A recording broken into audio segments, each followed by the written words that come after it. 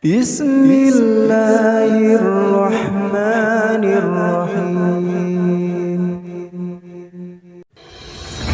Assalamualaikum warahmatullahi wabarakatuh, sahabat Unirifa yang insya Allah dirahmati Allah subhanahu wa ta'ala. Semoga teman-teman semua dalam keadaan sehat walafiat, amin. Kisah Profesor Matematika jadi mualaf usai temukan Alquran di meja. Kisah seorang profesor matematika bernama Jeffrey Lang yang menjadi mualaf viral di media sosial. Lang memutuskan masuk Islam usai menemukan Alquran di mejanya. Sebelum memutuskan menjadi mualaf tahun 1980-an, profesor di University of Kansas itu merupakan seorang ateis. Dirinya bahkan sudah menjadi ateis sejak umur 18 tahun. Lang pertama kali mengenal Islam saat temannya meletakkan Al-Quran terjemahan bahasa Inggris di mejanya. Meskipun sempat tidak tertarik, ia akhirnya tergerak untuk membukanya karena penasaran. Saat membaca surat Al-Fatihah, Lang merasa ayat dalam surat ini sebagai puji-pujian layaknya mazmur dalam Alkitab. Sampai di penghujung ayat, ia menemukan kalimat doa meminta petunjuk. Lang kemudian merasa terkecoh dan berasumsi Al-Quran buatan manusia.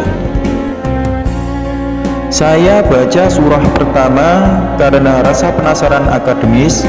Bagi saya seperti mazmur dalam Alkitab. Diawali seperti ini dengan nama Tuhan yang Maha Pengasih lagi Maha Penyayang.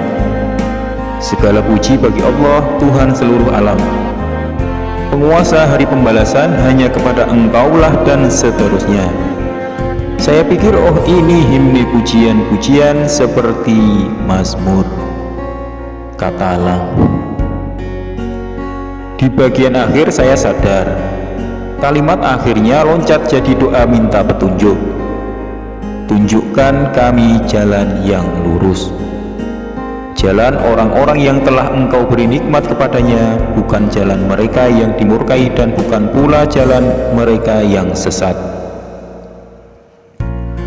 Penulis yang cerdas, dia mengecoh saya untuk berdoa minta petunjuk. Orang yang cerdas, tentu saja saya berasumsi Al-Quran buatan manusia, sambungnya.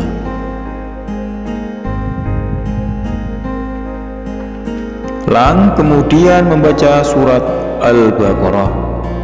Ayat kedua surat ini berbunyi, kitab Al-Quran ini tidak ada keraguan padanya, petunjuk bagi mereka yang bertakwa. Lang merasa seperti sedang berdialog dengan pembuat Al-Quran hingga kagum dengan kitab suci umat Islam ini.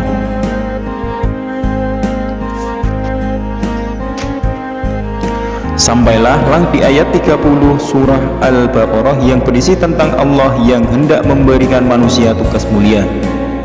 Ayat tersebut mengubah pendirian Lang yang mana merasa ada kesalahan pada ayat ini. Saya langsung katakan tidak, jelas penulisnya keliru. Manusia diturunkan ke bumi bukan untuk menjalankan tugas mulia. Mereka diturunkan ke bumi sebagai hukuman karena dalam tradisi agama yang saya tinggalkan dulu. Begitulah kisah ini disampaikan. Maka penulis Al-Quran pastilah keliru ketika dia mengulang kisah ini, ujar Lang.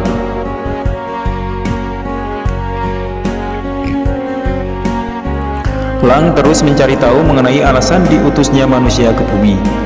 Ia sangat tertarik akan hal itu. Terlebih ada sebuah pertanyaan dari malaikat kepada Allah yang sama dengan pertanyaan yang membuat Lang menjadi seorang ateis.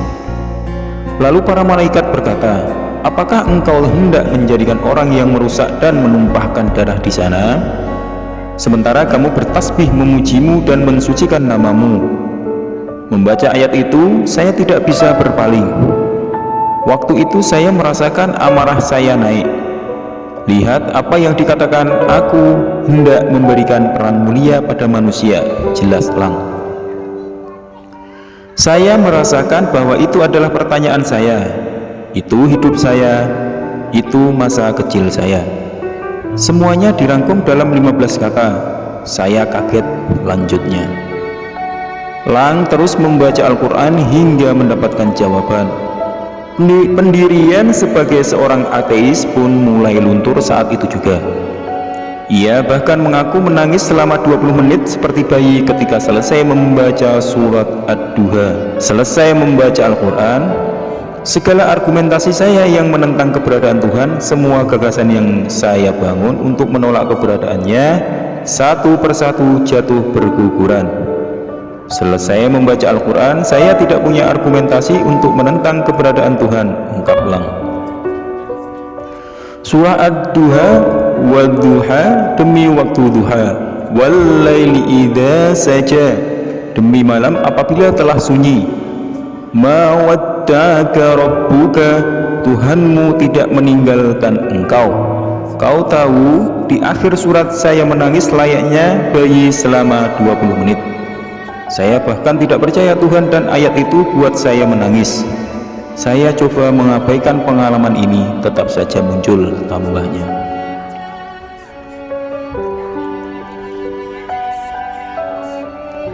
Usai membaca Al-Quran, Lang merasa cara pandangnya berubah. Ia terus mempelajari bagaimana hubungan seorang muslim dengan penciptanya, Allah Subhanahu wa Ta'ala. Lang mendatangi musola di kampung tempat ia mengajar dan terlibat dialog dengan mahasiswa muslim. Ia bertanya mengenai rasanya menjadi seorang muslim. Allah sungguh maha pengasih, kasih Allah melebihi kasih ibu pada bayinya. Kita tidak bisa apa-apa tanpa kehendak Allah. Ketika kita menghirup dan menghela nafas, itu atas kehendaknya. Ketika hendak melangkah, tidak bisa terjadi tanpa kehendak Allah. Papar Lang mengulangi perkataan mahasiswa muslim tersebut. Telapak kaki tidak akan pernah menyentuh bumi lagi, kecuali atas izinnya. Ketika kami sholat, bersujud ke tanah, kami merasa tenang, tentram, dan khusyuk.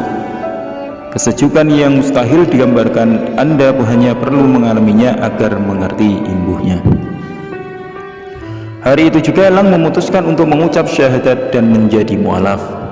Ia mengaku selama ini merasa seperti seseorang yang kehausan, dan kalimat syahadat menghilangkan rasa haus tersebut. Rasanya saya seperti orang yang kehausan selama bertahun-tahun.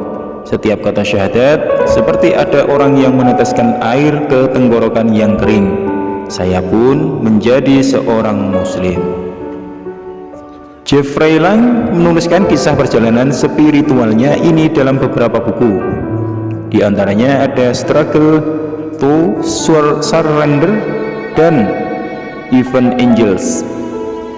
Wallahu a'lam bishawab.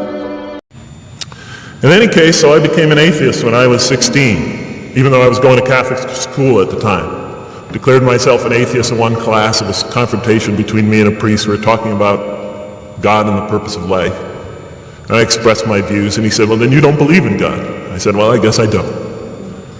And then through my junior and senior year of high school, I got an F in religion, even though I continued to do very well in the tests. In any case, when I was 28, to make a long story short, some friends of mine gave me a copy of the Quran. And one night I was sitting in Diamond Heights, my apartment in Diamond Heights in San Francisco. I was working that time at the University of San Francisco. I was 27, 28 at that time, I can't remember. And I ran out of stuff to read, and I took this gift that my friends gave me and I began to read it. And I came to the first verse. Well, I opened the Quran, read the first page, then the second, and then very quickly, in the second surah, about 37 verses into the Quran, I came upon the story of mankind. And I have to admit, I read through it very quickly. It was about 9-10 verses long. Story of the first man and woman. And I recognized some of the details. It was similar to what I had learned when I was a child, but I noticed that there was something wrong. It was apparent to me that whoever authored this Quran, of course I wasn't a Muslim at the time, so I didn't have any idea who that was, whoever authored this Quran clearly did not understand the real meaning of the story. Because they had obviously gotten the details confused. They didn't even understand the whole purpose of the story. And so I just read through it once, and then I read through it again, just to try to see what kind of point the author was making, and then I read through it a third time and a fourth, and then I realized this is something strange going on here. I'm going to read this much more carefully. I'm going to need to go through this story line by line, verse by verse, because it's obvious that the author is trying to bring out another point, and I wasn't quite sure what it was, but definitely he packs a lot of meaning into almost every word. And I thought the writer at least seems to have a great measure of brilliance. And so I'll try to sort of take you through what my experience was as quickly as I can. So I came to the 30th verse of the second surah, Surah Al-Baqarah, and it began like this. It said, "Behold, your Lord said to the angels, I am going to place a vicegerent on earth." The Arabic word is khalifa. It means a representative or an emissary of mine. "I am going to place a vicegerent on earth." And they said, the angels said, "Will you place therein one who will spread corruption and shed blood, while we celebrate your praises and glorify your holiness?" And God said, he said, "Truly I know, but you do not know." See, that's the verse that hooked me. That's the verse that caught my attention. That's the one that kept on making me read the story again and again and again. Because listen to the way it begins. "Behold, your Lord said to the angels, I am going to place a representative of mine on earth, a vicegerent of mine, an emissary, one who acts on my behalf." I thought, that's not the way it goes. You're not supposed to be placing man on the earth in some positive role, some elective office. You place man on earth as a punishment for his sin. Clearly I knew the author didn't quite get the point. But still, it was an amazing line. But then I come to the next line and it says, "And the angels say, will you place therein one who will spread corruption and shed blood, while we celebrate your praises and glorify you?" I looked at it again. I couldn't believe the question. They said, "Will you place therein one who will spread corruption and shed blood, while we, the angels, celebrate your praises and glorify you?" I looked at that and I said, exactly. That would be my question. Why would you create this being, supposedly for some positive role, when he's capable of doing tremendous wrongdoing? When he could spread corruption and shed much blood? Why would you create this violent and pernicious creature when you could create angels? As the angels clearly say, while we, the angels, celebrate your praises and glorify you. They're asking one of the most fundamental questions in the entire history of religion.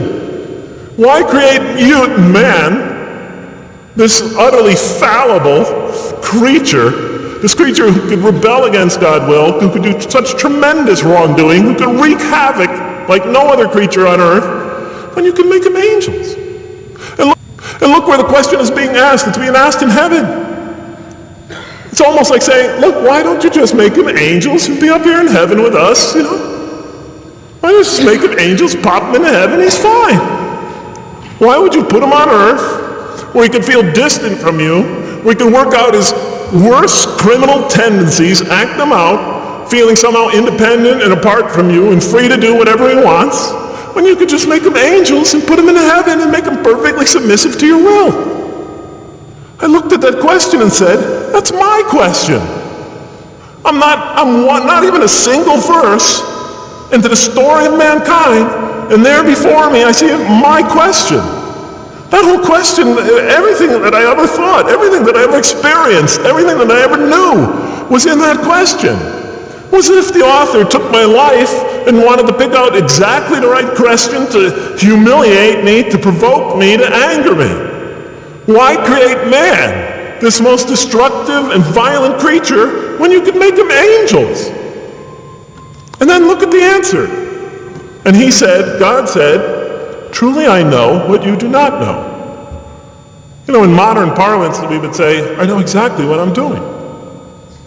I read that and said, what? You know what you do not know? You know exactly what you're doing? Well, please inform me. Tell me what you're doing. Because, I'm 28 years old and I haven't figured out it yet. And I have a lot of issues that I'm still dealing with that's connected to this question. You can't just get off that easy. You can't just tell me you know exactly what you're doing. Not after what I've been through, not after you made me this way. And then I realized, of course, I was arguing with a God I didn't even believe in. And that would happen several times as I read through the Quran. And sometimes I would just get into so agitated by what I read, I'd start arguing with this voice that I'm reading before me, that's calling to me. So we turn to the next verse. Well, it turns out that the Quran just doesn't dismiss the question, it starts to answer it a little bit. And in the next verse it says, and he taught Adam, God taught Adam, the names of all things. And then he placed them before the angels and said, tell me their names if you are right. So this verse is clearly referring to the previous one. But notice what it says. Now, I from my own background, I remember Adam naming things, but it wasn't connected to any answer to any philosophical question. But here, notice what it says. And he taught Adam the names of all things. And I realized already, just from the first verse, you got to read these verses very carefully because it's packed with a lot of symbolism and meaning. And he taught Adam the names of all things. So here we see Adam is not only just a creature who knows how to name things, who's acquiring the gift of language, but he's also a learning creature. God is teaching him. Now right here, right in this verse, and it'll come even clearer in the subsequent verses, that the very first thing that the Quran is going to emphasize here is man's intellect. He is a learning creature. He is taught. And what is he taught? What is one of the great intellectual gifts he's given in response to the angel's question? The gift of language. Because through language, mankind can not only learn, but he could learn things not only through his own experience, but he could learn things that other people have experienced of times and places that are hundreds, thousands of years and miles separated from him. And so that all our knowledge becomes cumulative. Every generation learning from the generation before it. I'm learning today from authors I read from other sides of the world that may have existed 2,000 years ago. And so we all contribute to our collective learning and knowledge. And so what I'll see later in the Quran, and the Quran will emphasize this again and again and again. Like in one verse it says, read in the name of your Lord who created a man out of a tiny creature that clings. Read, it commands the reader, for your Lord is most bountiful. Why is he most bountiful? What great gift did he give you? For he taught man the use of the pen, and through it taught him what he otherwise could not know.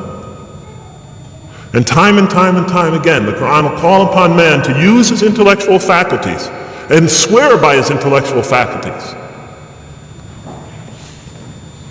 And to use them correctly because they play a fundamental role in guiding him to truth. I never came upon a scripture that puts so much emphasis on the correct use of our intellectual faculties, on the harnessing of reason in helping us attain to faith.